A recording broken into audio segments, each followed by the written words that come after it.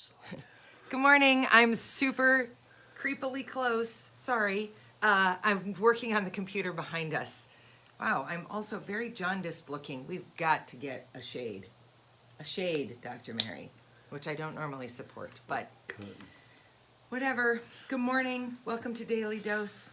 If you celebrated Mother's Day weekend over the weekend, I hope you had as lovely a weekend as I did. And if Mother's Day weekend is really terrible for you for hundreds of all legitimate reasons, then I hope you found something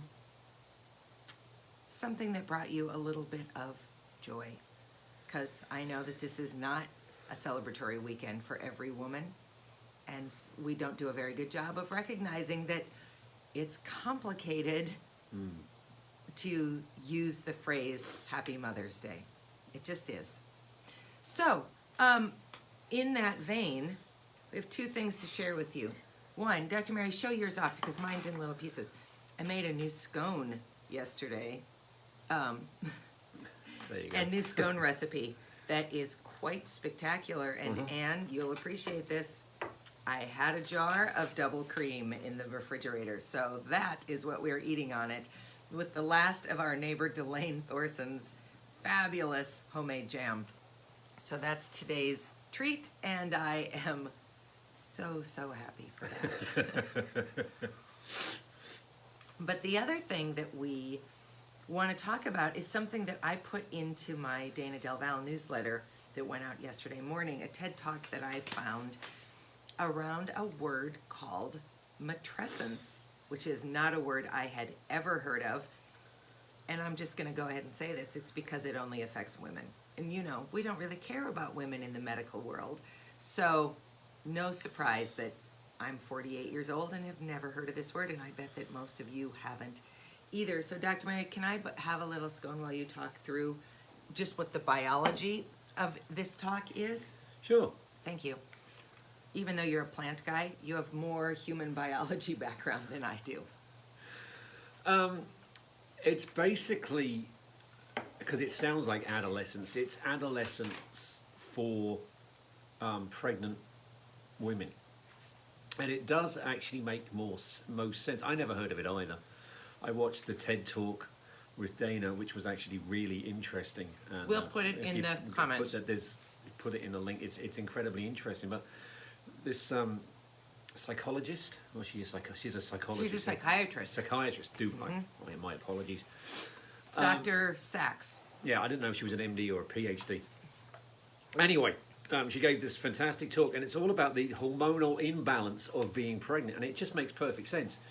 You think about right from the start, from the moment fertilization occurs, about a week after that, implantation occurs, and then there's a hormone change that makes that gland that's in your ovary called the corpus luteum pump out progesterone until the lining of your uterus or your endometrium builds part of your placenta, and that makes estrogen and progesterone, as well as your own estrogen and progesterone, and the estrogen, progesterone, and testosterone that's made in your adrenal glands.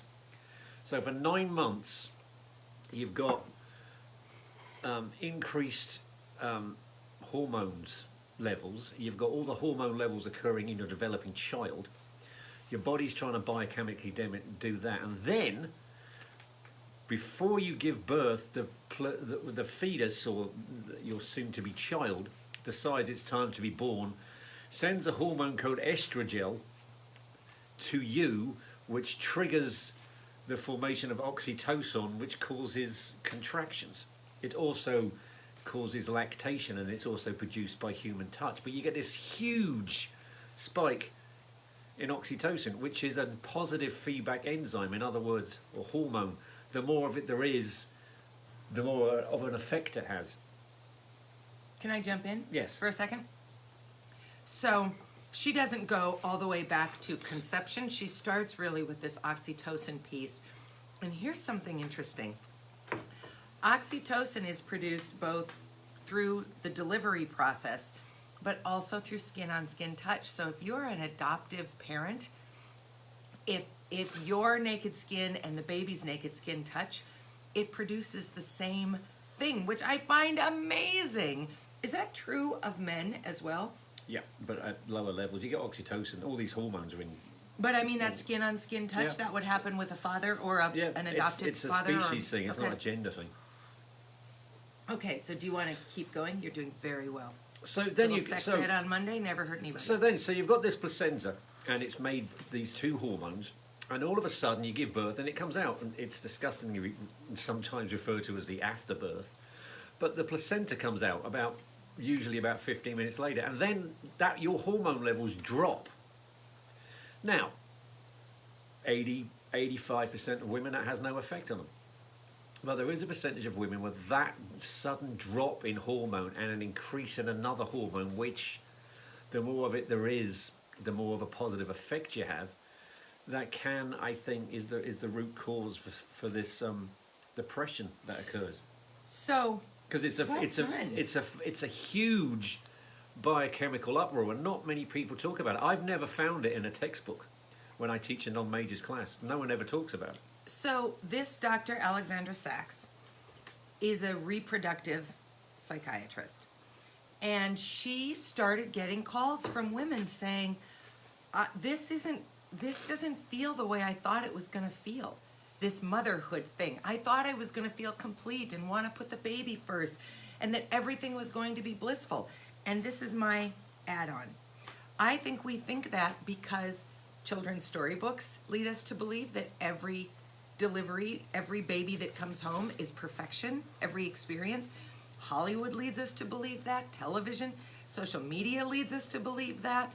There's all of this insane cloaking around the reality of becoming a mother.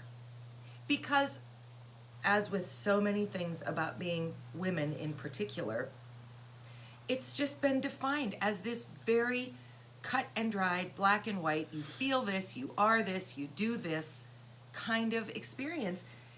And first of all, hormonally, anyone who's given birth understands how wackadoo you feel through so much of it. And I never ever talk about this because my pregnancy wasn't a happy pregnancy. So I can't speak to what a typical mother, father, we planned this baby pregnancy feels like. But I can tell you my hormones that was not my favorite time of my life. And so this idea that you would walk out of the hospital with this baby and that everything would be placid and perfect and you would give up for a period of time, if you're fortunate to have maternity leave, your career, your body, your relationships with other people, and if you are a parent, either mother or father, you know that is not a temporary position. You become a parent until you stop living. So it's a huge disruption, and I've never heard this phrase. And what I love about it is that here's what we've done. We've said to women, you're either fine or you have postpartum depression. And she's saying there are absolutely women who get postpartum depression, and that is a very real and serious disease. This is not a disease. This is a hormonal imbalance of your body coming back to where it used to be in the process of lactating and bleeding and losing weight and all of that. You've got oxytocin being produced all the time to help you lactate, and some people don't.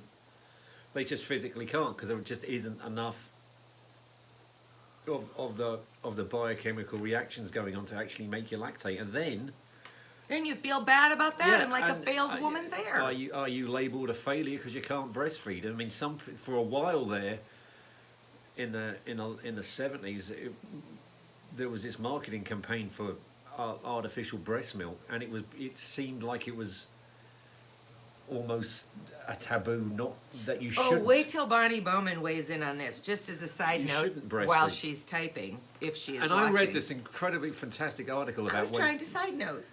Go ahead. No, side note away. Everything that's wrong with me. Everything from my active dislike of mashed potatoes to the fact that I used to get sick pretty regularly. That's the worst one, actually. All those, everything. I'm too feisty. All of that is because my mother didn't breastfeed me. That's her answer to all of my problems. Back to you, sir. Dr. Mary, we got to wrap up. We're on a live program. No, I was just thinking. Stop it. One of the things, though, is it seems taboo then to say, oh, God, you breastfeed. But it's the most natural thing in the world to do. And, of course, let's also bring up the fact that Americans are obsessed with not letting this happen in public, like you're not allowed to feed your child. That could be a source of, cruelty if you sit down and really think about it. Okay, so we haven't transitioned Daily Dose into a maternity conversation or topic. No. But carry on. here's why we're talking about this. I think that we treat alcoholism similarly to this. If you think about the conversation we had with Dr. Grant Severson a long time ago, maybe in October, and I'll post that too. Grant talked about the fact that when he went to the doctor, he wanted the doctor to say to him, "You're an alcoholic, we need to get you help." And the doctor never did. We've talked about the fact that when Maz had a seizure a year before he went into the hospital, they asked him how much he drank, he lied, and they never pressed him. You lied in the emergency room as your nose was bleeding, and they didn't really press you. So there is this missing component, and I'm not blaming doctors, but there's this missing component in the medical profession of looking at the complexity of individual human beings. Because I don't know what the percentage is, you might. Most people can enjoy some or even a fair amount of alcohol and be fine. Yeah. But that's not everyone. And that's why we bring this up. Let's just say not everyone has a joyous pregnancy or birth or time life in those thereafter. Absolutely. And I think it goes the same way as addiction. From listening to this TED talk that Dana's going to post and another one that I also found was quite interesting, I think it's the same thing with an addiction. We're afraid of it. Yes. You don't talk about it because that could have been me, or that's scary. And you're thinking, you could be thinking about tens of thousands of people who are suffering unnecessarily because no one wants to address this problem. And it's the same with the many different forms of addiction that there are. Yes, if we're going to shame women for struggling with new motherhood, then they're not going to bring it up. And they're going to suffer silently and cause perhaps more shame or more damage to themselves and to their children and to their relationships and all those things. If we're not going to say how you feel is how you feel, let's address it and try to make it better, then nothing will improve. If we're not going to address the fact that highly educated, extremely wealthy, affluential, influential people can struggle with addiction exactly like the homeless guy on the street, then this kind of person will continue to struggle, and guess what? He will die. She will die. Yeah. Mothers may take their lives. Mothers may fall apart. Relationships may decline because of this. Why are we doing this? Why don't we just acknowledge that individuals have individual reactions to things and stop shaming people for not fitting the social media norm of how amazing alcohol should be and how incredible childbirth should be? Why do we do that? Because it's easy and because we feel better about ourselves if we can look at someone else and say, they struggle with it and I don't. I have a small... I'm jacked up about this now. One small thing I'd like to add before I know we've only got like a minute left. I need another scone. In the 15 years I've been teaching, I have interviewed lots of people who want to get into medical school, a pre-professional committee. And they all say they want to go to medical school to help people, and they all sort of answer all the right questions. So I say to not just those, I'm not picking on the people that went through MSUM and are now medical doctors, to all of you. You wanted to go to medical school and you always said to yourself, I want to go off and help people. So let's see some of that then. Yeah. We have to shift and change. We have to stop thinking there's only one answer to how we move through the world. For every human being, there is an individual answer for how we move through the world. So let's stop one size fits all models. And more importantly, let's stop shaming people for what they struggle with and give them a place to openly and freely talk about it so they can get better from it. Isn't that what we ultimately want? Yeah. So, watch the talk. It's really powerful. And then here's my challenge to you. Share the talk. Find every young woman you know and share it. Whether she has a desire to become a mother or not, share it. Because until we know about it, we can't do better. But now we know, and now you know, so where can you share it and just make things go? All right, we will talk to you tomorrow. Oh. Tomorrow we're making another fun drink. So See you tomorrow. From the kitchen. from the kitchen. Bye. See you tomorrow.